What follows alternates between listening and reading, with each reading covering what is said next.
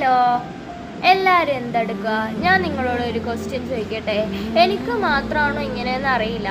മാത്രമല്ല, ഞാൻ പലവട്ടം ആലോചിച്ചിട്ടുണ്ട് ഇങ്ങനെ ഒരു കാര്യം യൂട്യൂബിൽ പോസ്റ്റ് ചെയ്യണോ വേണ്ടിയോന്ന്. പിന്നെ ഞാൻ വിചാരിച്ചു എന്തായാലും കോണ്ടന്റ് ഒന്നും ഇല്ലാണ്ട് എന്ത് പോസ്റ്റ് ചെയ്യുന്നൊക്കെ ആലോചിച്ചിരിക്കുക. ഇതങ്ങ് പറഞ്ഞാലോന്ന്. എൻ്റെ ഒരു അനുഭവമാണ്. ഇനി എൻ്റെ മാത്രം അനുഭവമാണോ എന്നും അറിയില്ല. എന്താണെന്നറിയോ, ഞാൻ ഒരു ദിവസം നന്നായി സന്തോഷിച്ചാൽ പിറ്റേ ദിവസം അല്ലെങ്കിൽ വിത്തിൻ 1 ഇയർ എനിക്ക് ആ സന്തോഷിച്ചതിൻ്റെ ഇരട്ടിയായിട്ട് സങ്കടം ഉണ്ടാവും. എനിക്ക് അറിഞ്ഞുകൂടാ. മനസ്സ് നിറഞ്ഞൊന്ന് സന്തോഷിക്കാൻ എനിക്ക് ഭയങ്കര പേടിയാണ്.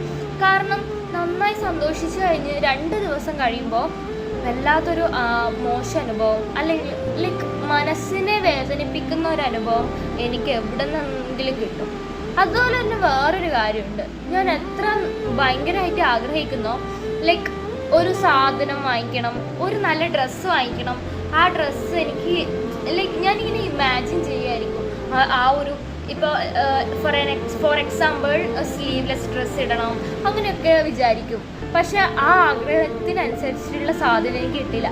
വേറെ കിട്ടും, പക്ഷെ എൻ്റെ പ്രതീക്ഷ പോലെയുള്ള ഒരു സാധനം എനിക്ക് കിട്ടില്ല. എനിക്കറിയില്ല ഇത് എനിക്ക് മാത്രം ഉള്ളതാണോ, ഇനി എല്ലാവർക്കും ഇങ്ങനെ ഉണ്ടോ ഒന്നും അറിയില്ല. പക്ഷെ ഞാൻ ഇങ്ങനത്തെ കുറേ കാര്യങ്ങൾ ഞാൻ ഫേസ് ചെയ്തിട്ടുണ്ട് കേട്ടോ. അധികം ആഗ്രഹിച്ചാൽ നടക്കുന്നില്ല.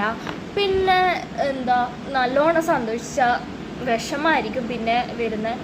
അറിയില്ല, ഞാൻ ഒരുപാട് ആൾക്കാർ പറയുന്നത് കേട്ടിട്ടുണ്ട് ആഗ്രഹിക്കും തോറും അത് കിട്ടാനുള്ള ചാൻസ് കൂടുതലാണ്. പക്ഷെ ഞാൻ അങ്ങനെയല്ല. എനിക്ക് ആഗ്രഹിക്കും തോറും അത് കിട്ടാതിരിക്കാനുള്ള ചാൻസാണ് കൂടുതൽ എനിക്ക് തോന്നുന്നു.